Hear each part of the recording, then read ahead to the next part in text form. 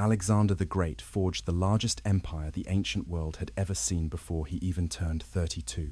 There are names known in every language of the world. Alexander, Iskander, the Great, a man who lived barely 32 years, but in that time, brief as a flash of lightning, managed to change the map of the world forever. He became king at 20 years old, and by the time he turned 30, the known world of that time lay at his feet. From the Greek city-states, to the burning sands of Egypt, from the snows of the Persian mountain ranges, to the jungles of India. But who was he really? A brilliant strategist who never lost a single battle, a philosopher on the throne, student of the great Aristotle, who dreamed of uniting the peoples? Or was he rather a ruthless tyrant, intoxicated by his own power, a man who sincerely believed that the blood of Zeus himself flowed through his veins? In this story, we will travel alongside him all this incredible path, step by step. We will see how the young prince tames an untamable steed that the best riders feared. We will witness how he cuts the Gordian knot, defying fate itself. We will cross scorching deserts and frozen mountains. We will see the burning Persepolis, and we will hear the war elephants in the fog of India. We will try to unveil the mystery of his sudden and enigmatic death in Babylon when he was at the peak of his power. And we will ask ourselves, where did his tomb disappear to, which for centuries was a place of pilgrimage for emperors, and then dissolved into the sands of time? This is not just a story of conquests, swords, and battles. It is a story about the limits of human potential, about the dream of reaching the end of the world, about the price to pay for the immortality of a man. Our tale begins in the north of the Balkan Peninsula, in lands that the Greeks of enlightened Athens and Sparta long considered semi-wild and barbaric. It is Macedonia, a land of high mountains, dense forests, and rough people, accustomed to resolving disputes with the sword and not with philosophical debates.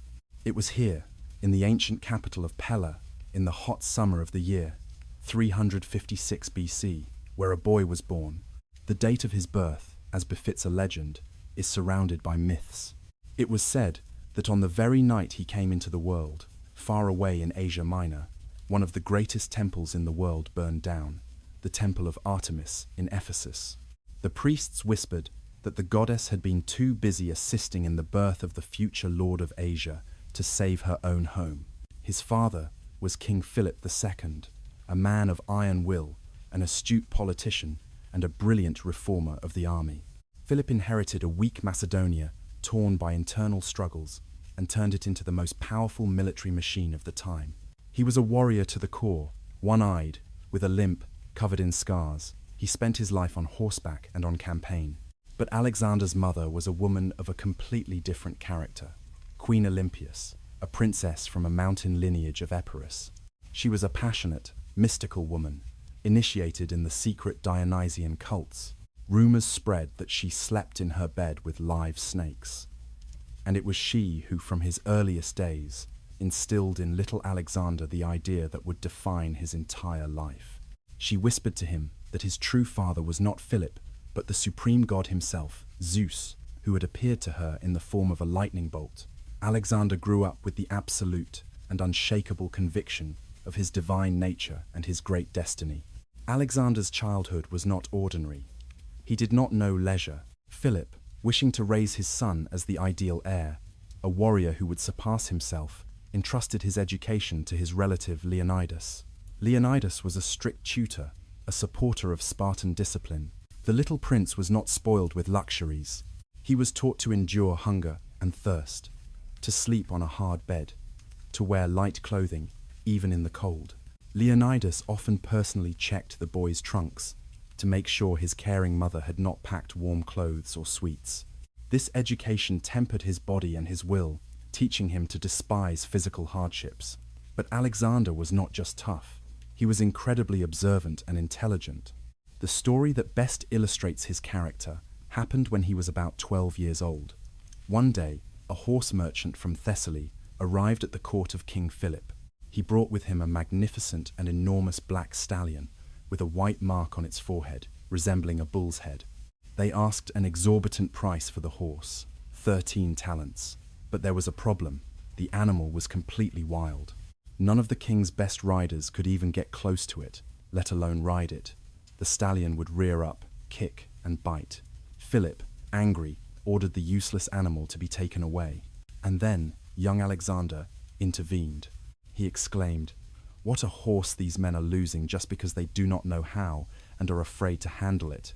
The father smiled at his son's audacity and proposed a bet. If Alexander managed to tame the beast, Philip would buy it for him. If not, the boy would pay for it himself. Alexander approached the horse. He noticed something that the experienced warriors had not seen. The horse was not afraid of people. It was afraid of its own shadow dancing before it on the ground. The boy gently took the horse by the reins and turned it to face the sun. The shadow disappeared. The stallion calmed down. Alexander, whispering soothing words, jumped onto its back and launched it into a gallop. When he returned, the court erupted in ovations. Philip, with tears of pride in his eyes, kissed his son and spoke prophetic words. "Seek, my son, a kingdom your size, because Macedonia is too small for you." They named this horse Bucephalus. He would become Alexander's faithful companion for the next 20 years, accompanying him all the way to India. But Philip understood that to rule the world, strength was not enough. Reason was needed. And when Alexander turned 13, the king hired for him the best teacher that could be found in all of Hellas. It was the philosopher Aristotle. For their classes, they were assigned a secluded place in the town of Mieza, in the grove of the nymphs.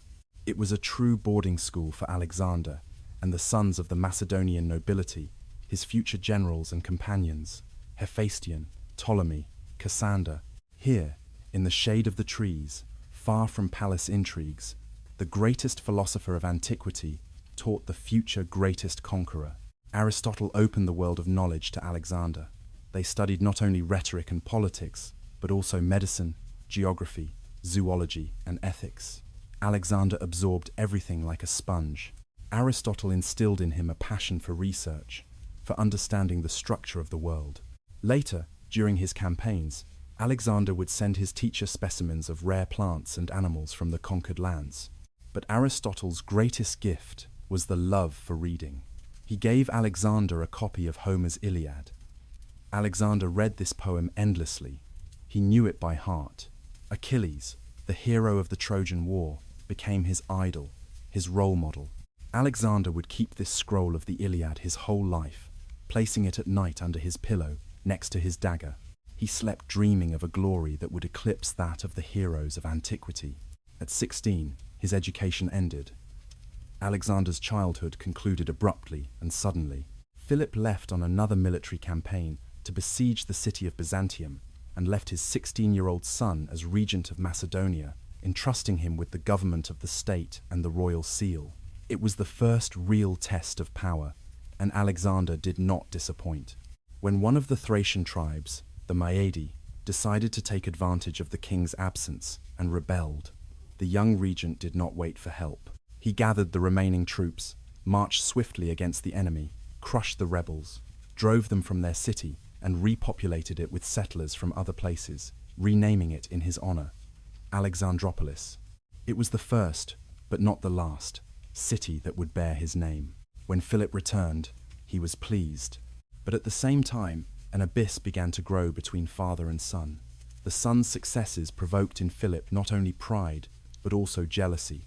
And Alexander, convinced of his divine origin and instigated by his mother Olympias, felt increasingly burdened by the role of a simple heir.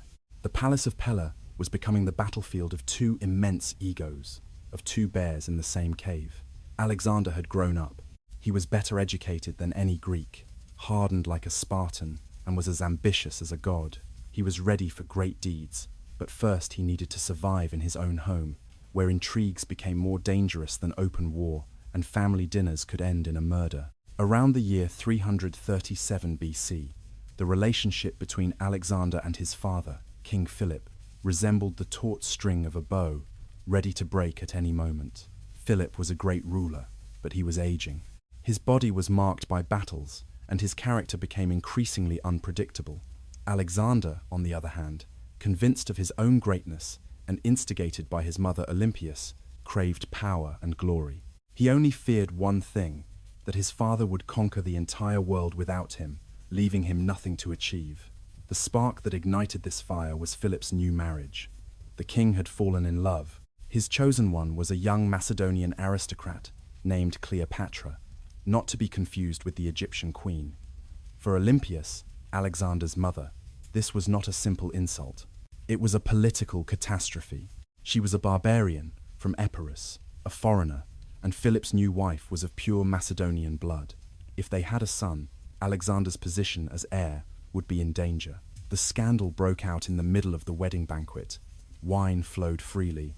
The bride's uncle, the general Attalus, raised his cup and, being very drunk, urged the Macedonians to pray to the gods so that from that marriage a legitimate heir to the throne would be born. It was a direct hit. Alexander jumped to his feet, threw his cup at Attalus and shouted, "And what am I, according to you, a bastard?" Philip, infuriated, drew his sword and lunged at his own son. But his legs, weakened by wine and old wounds, failed him. The king stumbled and fell. Alexander, looking at his father on the ground, uttered an icy phrase that everyone present remembered. "Look, men, this is the man who prepares to cross from Europe to Asia, and cannot even pass from one bed to another without falling." After this dispute, Alexander, together with his mother, fled Macedonia. It seemed the break was final, but Philip was too astute a politician to lose such an heir. 6 months later, through the mediation of friends, they reconciled. Alexander returned to Pella, but the trust was broken forever. The palace had become a nest of vipers, where everyone expected a stab in the back. The outcome came in the summer of 336 BC. In the ancient capital of Macedonia, Aegae, a grandiose wedding was going to be celebrated. Philip was marrying off his daughter, Alexander's sister, to the king of Epirus. It was meant to be a feast of reconciliation and a demonstration of Macedonia's power before beginning the great campaign against Persia, which Philip had planned his whole life. Guests from all over Greece attended the celebration. On the day of the wedding, Philip, dressed in an immaculate white cloak and without bodyguards, wanting to show his trust in the people, entered the theatre. By his side walked 2 Alexanders, his son and his son-in-law. At that moment, a young man emerged from the crowd. It was Pausanias, one of the king's bodyguards, who harbored a deep personal grudge against Philip. He ran towards the king and plunged a Celtic dagger between his ribs. Philip fell dead instantly. The assassin began to run towards the horses, but he got tangled in a vine, fell, and was immediately killed by his pursuers. The death of the king plunged Macedonia into chaos. Disorder could erupt at any second. The tribes on the borders were ready to rebel. The Greek cities, subjugated by Philip, were already dreaming of freedom. Inside the palace, the different factions of the nobility were ready to start a massacre for the throne. But Alexander acted with terrifying speed, like lightning. That same day, without giving anyone time to react, he was proclaimed king by the army. The soldiers loved him, and that decided everything. The 20-year-old youth put on his father's diadem, and the first thing he did was clear the path to absolute power. A purge began. All possible contenders for the throne, all conspirators, real and imagined, were executed. His mother, Olympias, who had returned from exile, acted with even more cruelty. While Alexander was not in the palace, she ordered the murder of Philip's young wife and her newborn daughter. It is said that the little girl was killed in her mother's arms. When Alexander found out, he was furious, but the deed was done. He had no rivals left within the family. He was the only one. But the external threat was much more serious. Upon learning of the death of the iron-willed Philip, and that the throne was occupied by a mere boy, Greece rebelled. Thebes and Athens, the 2 largest cities, declared their independence and urged the others to expel the Macedonians. Alexander had to prove that he was not just his father's son, but a force that the whole world would have to reckon with.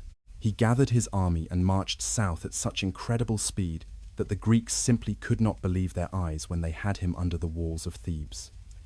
Thebes was an ancient and proud city, cradle of heroes. They refused to surrender, trusting in their powerful walls. Alexander decided to make an example of it. The assault began. The Macedonian phalanx and the cavalry burst into the city. The massacre began. Alexander ordered not only to capture, but to destroy Thebes. One of the greatest cities of Hellas was wiped off the face of the earth. Temples, houses, walls, everything was demolished. 30,000 inhabitants were sold as slaves. Only one house was left intact, that of the poet Pindar, as a sign of Alexander's respect for art. This cruelty had the desired effect. All of Greece was paralyzed with terror. Athens, which had just called for war, immediately sent ambassadors with congratulations and tokens of submission. Alexander had achieved his goal. A deathly silence reigned in Europe. His rear guard was secured. Now that power was in his hands, that the army was fanatically loyal to him, and that his enemies were reduced to ashes, nothing held him back in the West. He could finally fulfill his father's dream and his own. He turned his gaze to the east, beyond the Hellespont, towards where the vast, rich, and seemingly invincible Persian Empire stretched. In the spring of 334 BC, Alexander of Macedonia, at the head of an army of 40,000 men, set out on a campaign from which he would never return home. He was not just going to conquer lands, he was going to become a legend. In the spring of 334 BC, an immense army arrived on the shores of the Hellespont, the strait we call today the Dardanelles. It is a narrow strip of water that separates Europe from Asia. On one shore stood Alexander's army, about 40,000 infantrymen and 5,000 horsemen. On the other stretched the vast, ancient, and fabulously rich Persian Empire. Alexander's crossing was not a simple military maneuver.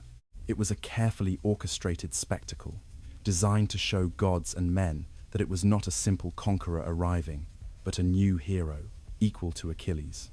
In the middle of the strait, Alexander sacrificed a bull to Poseidon, the god of the seas, pouring wine from a golden cup into the waves. And when his ship approached the Asian coast, he, in full armor, threw his spear. It stuck firmly in the sand. Alexander was the first to jump ashore. He pulled out the spear and declared in a loud voice that he accepted Asia as a gift from the gods, as land conquered by the spear. The Persians, of course, knew of the invasion, but the great king Darius III, who ruled in distant Babylon, at first did not take the threat seriously. He considered it another barbarian raid and tasked his governors, the satraps of Asia Minor, to deal with it. The satraps gathered a considerable army and confronted Alexander on the banks of the Granicus River. The Battle of the Granicus was the first serious test for the Macedonian army on foreign soil. The Persians occupied the high and steep bank of the river, hoping that the Macedonians would not be able to cross under the fire of their archers. Alexander's old generals, like the experienced Parmenion, advised not to risk it and wait for morning.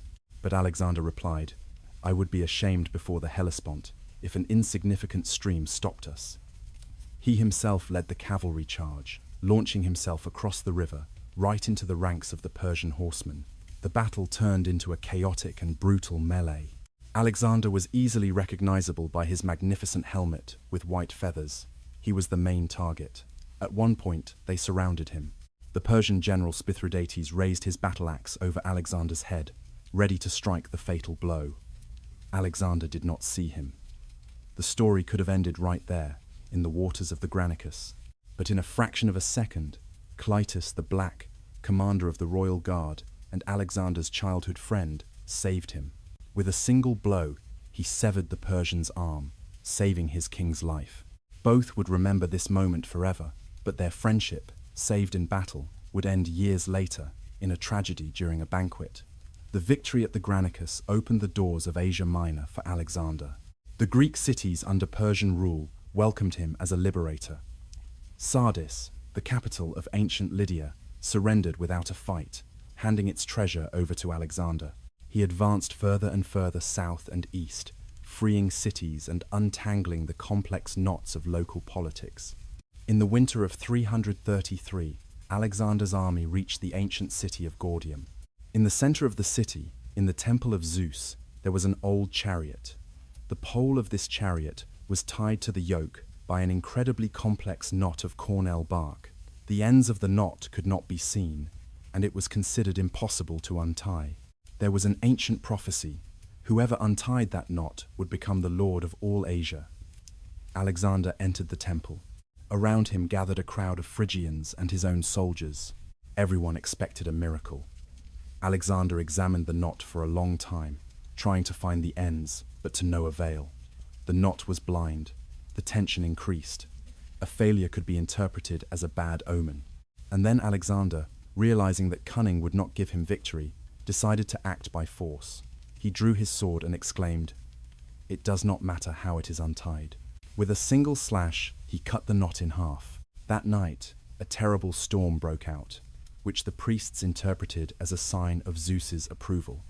Alexander had shown the world his method. He would not untangle the complex problems of the East. He would cut them with his sword. But the main battle was yet to come. Darius III finally understood that he was not facing a simple bandit, but a mortal threat.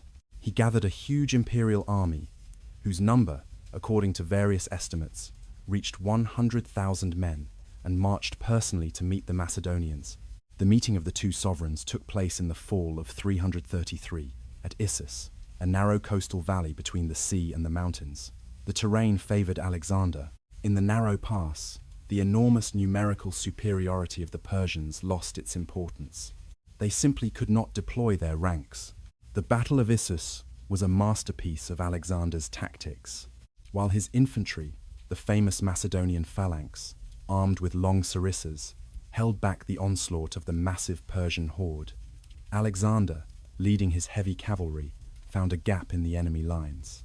He saw Darius's golden chariot in the center of the army and directed his attack straight there. It was not an attack against the army, it was an attack against a single man. Alexander, fighting his way through the ranks of the bodyguards, sought to personally confront the great king. Darius, seeing that horseman with a crazed look approaching, hesitated. His nerves broke. Turning his chariot around, the Lord of Asia took flight, abandoning his army, his treasures, and, what was an unheard-of dishonor, his family. Seeing the king's flight, the Persian army crumbled. Alexander's victory was total. In the captured Persian camp, the Macedonians found unbelievable luxury they had never seen before. Gold-embroidered tents, pools, precious tableware. But the main trophy was Darius's family, his mother, his wife, and his two daughters. They were sitting in their tent, expecting death or dishonor, convinced that Darius was dead. But Alexander showed a magnanimity that astonished the ancient world. He sent them a messenger to inform them that Darius was alive, and then visited them personally. When Darius's mother, mistaking Alexander for his friend Hephaestion, who was taller, bowed down at the feet of the wrong man, Alexander simply smiled and said, "Do not worry, mother. He is also Alexander." He guaranteed their safety, preserved their titles, and their livelihood. It was a subtle political move. Alexander was showing that he did not fight against women, but for the throne, and that he already considered himself Darius's legitimate successor, taking his new family under his protection.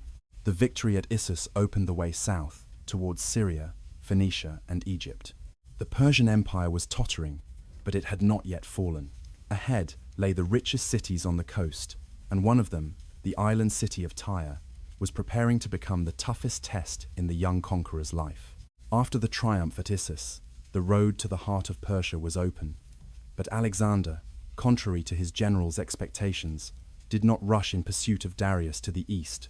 He understood that as long as the Persians kept their powerful Phoenician fleet in the Mediterranean, his rear in Greece would be under threat.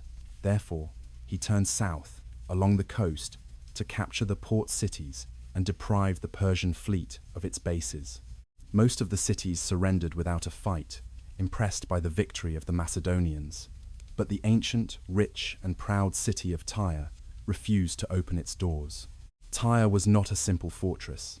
It was an island, an impregnable bastion, separated from the mainland by a strait over half a mile wide. Its walls, nearly 164 feet high, plunged straight into the sea. Alexander had no fleet to blockade the city by water. It seemed impossible to take Tyre. But the word impossible only spurred Alexander on. He made a decision that is still studied today in military academies as an example of engineering genius and incredible perseverance. If he could not reach the island by water, he would reach it by land. He ordered the construction of a causeway, a gigantic mole across the strait. A titanic work began. Thousands of soldiers and locals threw stones, dirt, and entire trees into the sea day and night. The mole advanced slowly from the shore towards the island. The defenders of Tyre laughed at these efforts. They approached in boats and harassed the builders, destroyed the embankment, set fire to the siege towers that the Macedonians pushed along the causeway. It was not a simple siege, it was a war of engineers. For 7 long and exhausting months, Alexander, personally participating in the work, pushed his army forward, claiming land from the sea, meter by meter. When the causeway finally reached the walls and a fleet gathered from allied cities arrived at the city, the fate of Tyre was sealed. The assault was brutal. The Macedonians, enraged by the 7 months of resistance, burst into the city and carried out a massacre. Tyre fell. This victory proved to the whole world that for Alexander there were no obstacles, neither on land nor at sea. The road to Egypt was clear. The Egyptians, who had suffered for centuries under the Persian yoke, welcomed Alexander not as a conqueror, but as a liberator, as a divine hero. The Persian satraps surrendered the country without a fight. In Memphis, the ancient capital, the priests crowned Alexander with the double crown of the pharaohs. Now he was not just the king of Macedonia and the hegemon of Greece. He had become a living god, the incarnation of Horus on earth. But for Alexander himself, this was not enough. He was drawn by mystery. In the desert, in the Siwa oasis, stood the ancient temple of the god Amun, whom the Greeks identified with Zeus.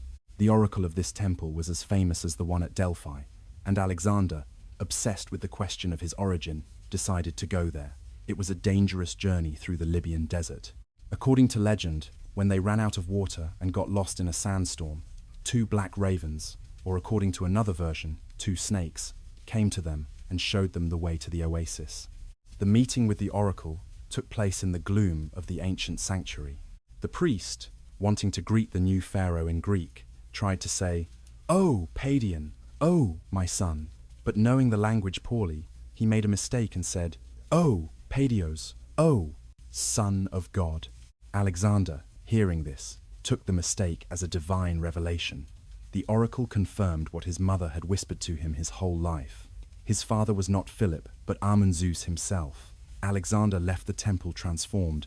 Now he not only believed, but he knew he was the son of a god, and this knowledge made him even more fearless and, perhaps, more dangerous. Returning from the desert, he founded a new city in the Nile Delta, Alexandria. He himself drew the layout of the streets, using barley flour instead of chalk, since he had no chalk on hand. Birds that flocked from the river ate the flour, and the priests interpreted this as a sign that the city would prosper and feed many peoples. Alexandria of Egypt was destined to become the greatest center of science and culture in the ancient world, the place where East and West would meet. But time was passing. Darius III, taking advantage of the respite, had gathered a new army, even grander. He was ready for a rematch. He chose for the battle a wide plain at Gaugamela in the north of present-day Iraq. The terrain was perfectly flat, specially cleared by the Persians, so that their main strike force, the war chariots with scythes on the wheels, could be deployed with full power. Darius gathered troops from every corner of his vast empire: Bactrians, Scythians, Indians with war elephants. The Persian army numbered, according to various estimates, between 200,000 and 1 million men. Alexander could only oppose them with about 47,000. The Battle of Gaugamela, which took place on October 1st, 331 BC, was a masterpiece of military art. Parmenion, the old general, seeing the endless sea of Persian fires in the night, proposed attacking in the dark to hide their numerical inferiority. Alexander replied with a famous phrase, "I do not steal victories."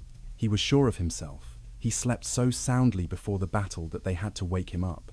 The combat began in a thick cloud of dust. Darius launched his fearsome scythe chariots into the attack, but the Macedonians simply opened their ranks, letting them pass, and killed the drivers. Then, when the Persian cavalry tried to outflank Alexander, stretching their lines, a gap formed in the center of the Persian army. Alexander, who personally led the attack wedge of his heavy cavalry, the Companions, was waiting for precisely that moment. With a shout that drowned out the roar of the battle, he directed his wedge straight into that gap, right to where the frightened Darius was.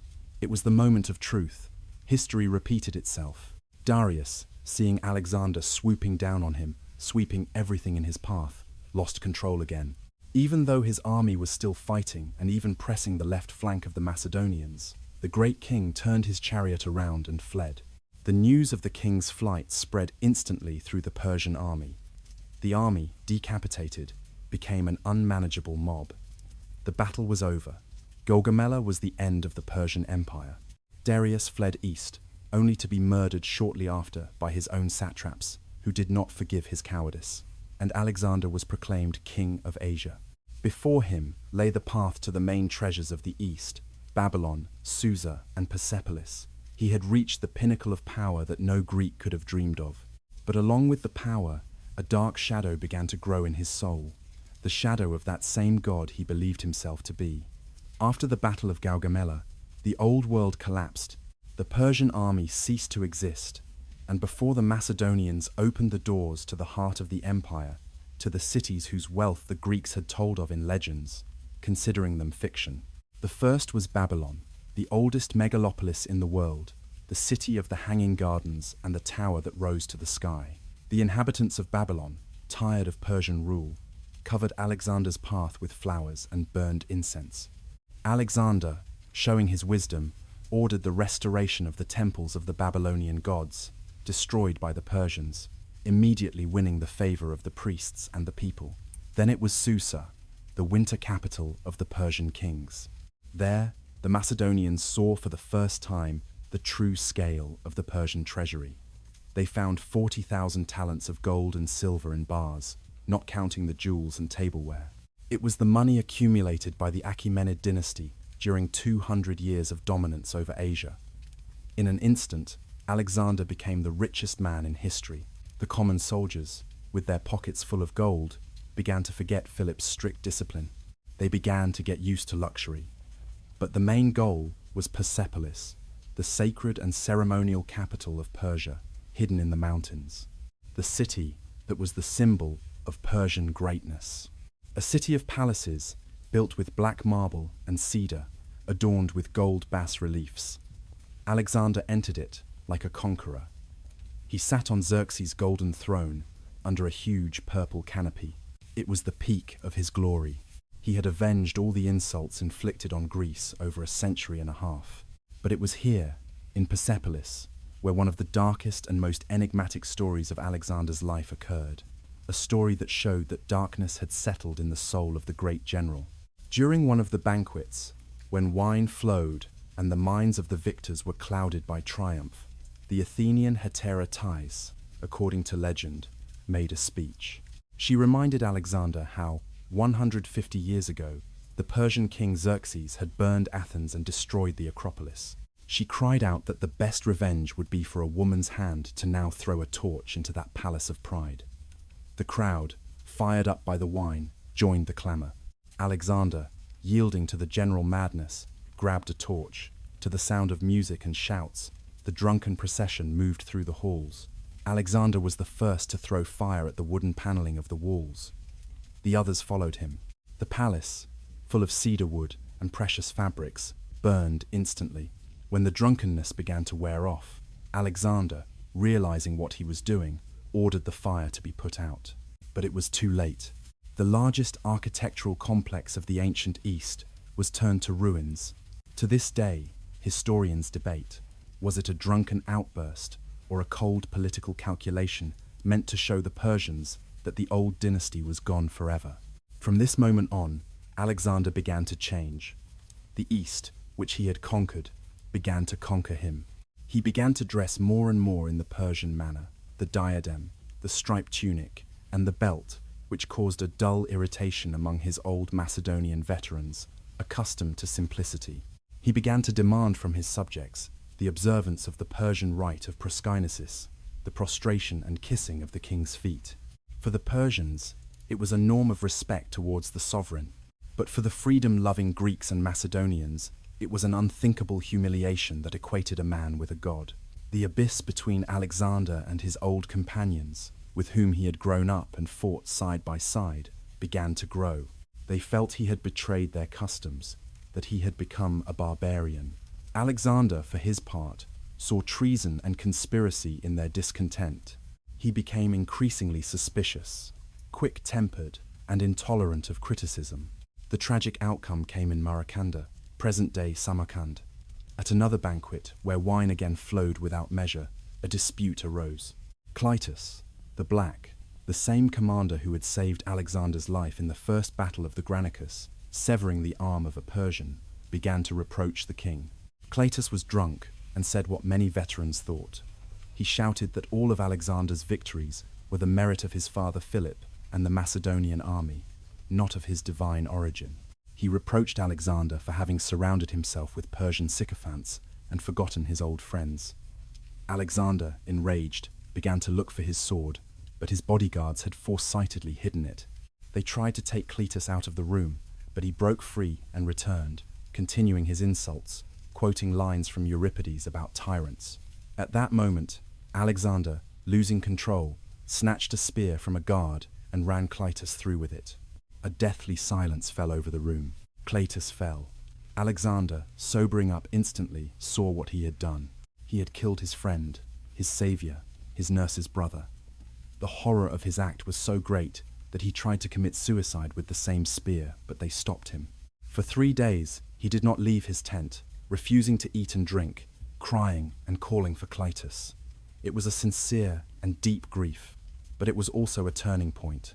When he came out, he was devastated, but at the same time, he had become even harder.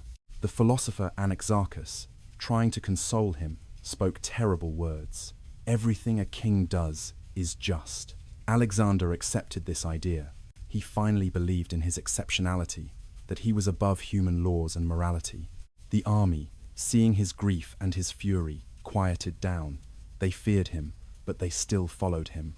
And Alexander, trying to drown his sorrow and his guilt, sought the only remedy he knew, war. He looked at the map and saw there the final frontier, the edge of the Ecumene, the place where the world ended and the ocean began. He saw India. In the spring of 327 BC, Alexander's army crossed the Hindu Kush mountain range and entered India. For the Greeks and Macedonians, it was not simply a campaign in another country. It was like landing on another planet. Everything here was strange, incomprehensible, and hostile. The familiar dry steppes and deserts gave way to humid and sweltering jungles. The known stars in the sky had changed places. Here lived beasts they had only seen in their worst nightmares. Huge snakes, monkeys, and, of course, elephants. But the main enemy was not nature, but the climate. The monsoon season began. The sky opened. The rain fell endlessly for weeks, months. It was not a refreshing Greek downpour, but a warm and dense wall of water. The soldiers' clothes rotted and fell apart on their bodies. Iron armors and swords rusted in a single night. Food grew moldy. Bows came unglued and became useless. The soldiers, who had traveled thousands of miles, began to suffer from unknown fevers. Their skin was covered in ulcers from insect bites. But Alexander, as if possessed, pushed them further and further east. He believed that the end of the world, that great ocean that washed the earth, was already very close. In his path stood the Raja Porus, ruler of the kingdom of Pauravas. Porus was a giant, over 6 feet tall, a man of incredible physical strength and courage. He waited for Alexander on the banks of the Hydaspes River, and brought with him the weapon that the Macedonians feared more than anything in the world, war elephants. The Battle of the Hydaspes was, perhaps, the most terrible and bloody clash in Alexander's career. The river was swollen and turbulent due to the rains. Crossing it under enemy fire seemed impossible. Alexander resorted to cunning again. For several nights in a row, he broke camp in false alarm, simulating a crossing in different places, exhausting the nerves of the Indians. And finally, under the cover of a terrible storm, when the thunder drowned out the noise of the oars, he crossed his elite troops to the other bank. In the morning, the armies met. The Macedonian phalanx, used to sweeping everything in its path, stopped. Before them, like living towers, stood 200 war elephants. The animals trumpeted, the earth trembled under their feet. The horses of the Macedonian cavalry, smelling the elephants and hearing their roar, panicked and refused to advance. It was a slaughter. The elephants charged into the infantry lines, trampled the men, grabbed them with their trunks, and threw them into the air. The Macedonians, showing prodigious courage, chopped the giants' legs with axes, drove their sarissas into their eyes. The wounded animals, maddened by pain, turned around and trampled their own troops. The battle raged for 8 hours in a torrential downpour. In mud and blood, Alexander won. Porus, who had fought to the end on his elephant and received multiple wounds, surrendered. When he was brought before Alexander and asked how he should be treated, he replied proudly, like a king. Alexander, who always respected bravery, returned his kingdom and even expanded his domains, making him his ally. But the price of victory was terrible. In this battle, Alexander suffered heavy losses. And here, he also lost his oldest and most faithful friend. His horse, Bucephalus, who had been with him since childhood, who had accompanied him from Pella to India, suffered mortal wounds.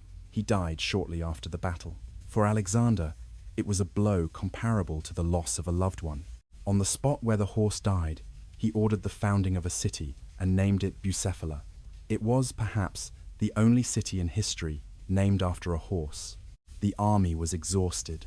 The soldiers, loaded with loot so rich they could no longer carry it, dreamed of only one thing: returning home to their families, spending their gold, and forgetting that endless nightmare of rain, snakes, and elephants.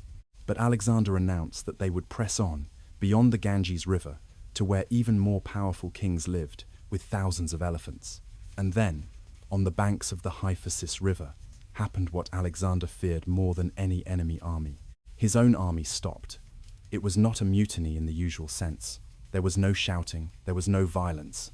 It was a silent but unyielding strike, born of despair. The veterans, with bodies covered in scars, simply sat on the ground and wept. They refused to take a single step further east. Alexander flew into a rage. He gathered the officers and delivered a fiery speech, appealing to their honor, their glory, their greed. He promised them the whole world, but the response was silence. Finally, the old general Coenus, taking off his helmet, stepped forward and said what everyone was thinking. "King, we are men, not gods. Our bodies are worn out, our weapons nicked, our clothes turned to rags. We want to see our parents, our wives and children, while we are still alive. Knowing how to stop is also part of greatness." Alexander, without saying a word, retreated to his tent. For 3 days he stayed there in complete solitude, like Achilles once under the walls of Troy, refusing to eat and receiving no one. He hoped the army would reconsider, that the soldiers would come to him with apologies, but a deathly silence reigned in the camp. No one came. On the 3rd day, he emerged.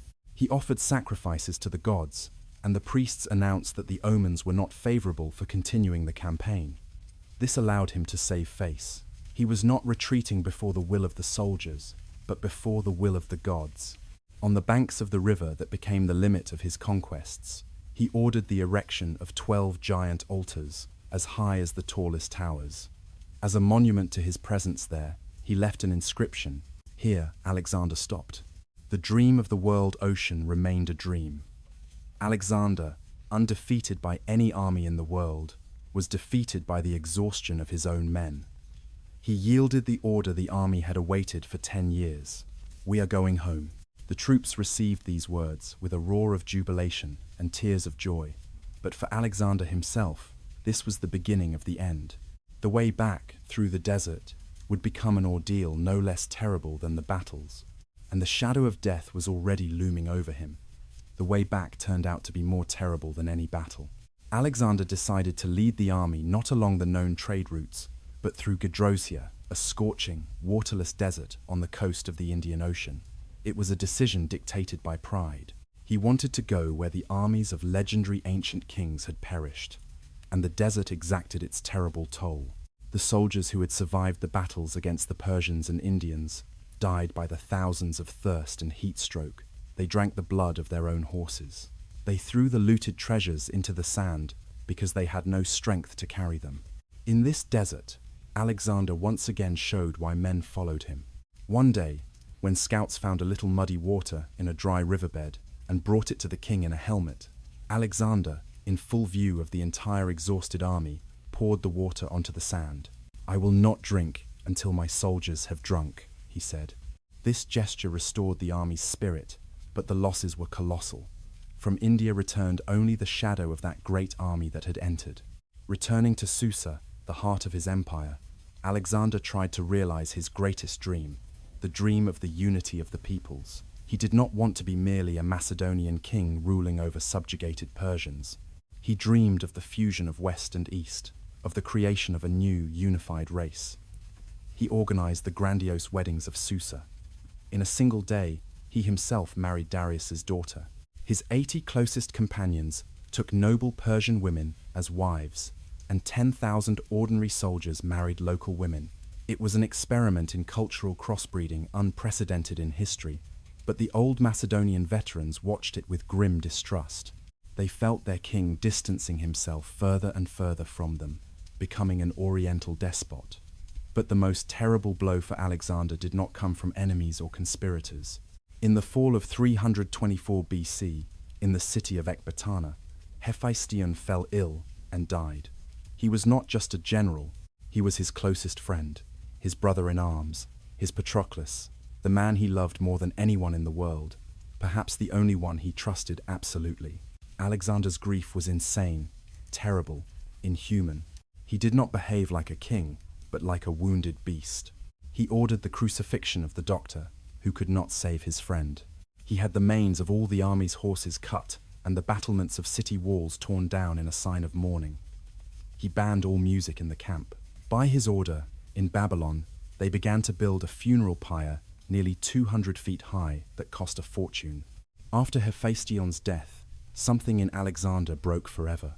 He lost interest in life, becoming even more cruel and unpredictable. He sought oblivion in wine and in plans for new, even wilder conquests. He wanted to subjugate Arabia, Carthage, Italy. In the spring of 323 BC, Alexander arrived in Babylon. The ancient city, the navel of the world, was to become the capital of his global empire. The priests warned him that the omens were not favorable, that he should not enter the city. But Alexander, who had defied prophecies his whole life, entered. He was preparing the fleet for the Arabian campaign. But after one of the long banquets where wine flowed freely, he felt ill. At first it seemed like a simple cold or a hangover, but the fever rose, the delirium began. Day by day, strength abandoned the 32-year-old lord of the world. He stopped speaking. He could only move his hand, waving to his veterans, who, weeping, passed by his bed, saying goodbye to their commander. On June 10th, 323 BC, Alexander the Great died. Legend has it that, right before the end, when his generals asked him to whom he left his kingdom, he whispered a single Greek word, "Kratisto," to the strongest. It was his last and fatal prophecy. There was no strongest. There was no one who could hold in his hands that gigantic and heterogeneous world, united solely by the iron will of a single man. Immediately after his last breath, the plundering began. His body had not yet grown cold, and his generals, the Diadochi, were already beginning to divide up the empire like predators butchering a lion's carcass. His mother, his wives, his little son, all were murdered in the course of the cruel wars for power. The great empire disintegrated into pieces that would fight each other for centuries. Alexander's body became the most valuable trophy. The general Ptolemy stole the golden sarcophagus with the king's body and took it to Egypt, to Alexandria, to legitimize his claim to power. Alexander's tomb was a shrine for centuries. Julius Caesar and Octavian Augustus went there to pay their respects. But then, in the whirlwind of history, it disappeared. And today, no one knows where rests the man who believed himself the son of Zeus. The sands of time have hidden his tracks, as effectively as those of millions of his soldiers. So, what remained? The legend remained. A world that changed remained. Alexander did not just conquer lands, he opened the floodgates. Greek culture, language, and art spilled over the East. mixing with the wisdom of Persia, Egypt, and India. The Hellenistic period began, an era in which, from Gibraltar to the Indus, people spoke the same language, read the same books, and built similar cities. Alexandria of Egypt, with its library and its lighthouse, became the symbol of this new unified world. Without Alexander, there would have been no Roman Empire, no Byzantium, nor the modern world as we know it. He lived only 32 years. He burned with such intensity that he consumed himself and the world around him. He showed humanity how far ambitions can reach and how heavy a price must be paid for trying to become a god. His battles have long since ended. His empire crumbled to dust right after his last breath. His palaces were covered by the sand, and the location of his tomb became one of the greatest enigmas of archaeology. Of all that noise, fury, gold, and glory, only the silence remained. The great, eternal, and serene silence of history, which in the end devours everything, both slaves and the greatest kings. Alexander of Macedonia walked into that silence, leaving behind only the echo of his name, which resounds across millennia as a reminder of the limits of human potential. If you enjoyed this incredible journey through history, please subscribe to the channel, leave a like, and let us know your thoughts in the comments below.